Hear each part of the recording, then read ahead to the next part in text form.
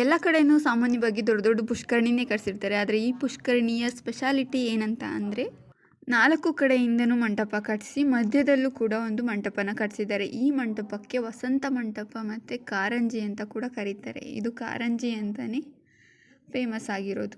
16ನೇ ಶತಮಾನದಲ್ಲಿ ಕೆಂಗ ಹನುಮಂತಪ್ಪ ನಾಯಕ ಅನ್ನೋ ವ್ಯಕ್ತಿ ತನ್ನ ಕುಲದೇವರಾದ ಶ್ರೀರಾಮನಿಗೋಸ್ಕರ ಈ ದೇವಸ್ಥಾನ ಕಟ್ಸಿರ್ತಾರೆ. ಆ ದೇವಸ್ಥಾನಕ್ಕೆ ಪವಿತ್ರ ನೀರು ಬೇಕು ಅಂತ ಹೇಳಿ ಈ ಕಲ್ಯಾಣಿನ ಕಟ್ಸಿರ್ತಾರೆ. ಇದು 250 ಅಡಿ ಉದ್ದ ಇದ್ದು 240 ಅಡಿ ಅಗಲ ಇದೆ. ಇದರ ಮುಂಭಾಗದಲ್ಲಿ ಅತಿಥಿ ಗೃಹ ಕೂಡ ಕಟ್ಸಿದ್ದಾರೆ. ನಾನಿಲ್ಲಿ ತುಂಬ ಸಲನೇ ಬಂದಿದ್ದೀನಿ. ಯಾಕಂತ ಹೇಳಿದರೆ ಇದೇ ಊರಲ್ಲೇ ನಾನು ಕಾಲೇಜ್ ಬರ್ತಾ ಇದ್ದೆ.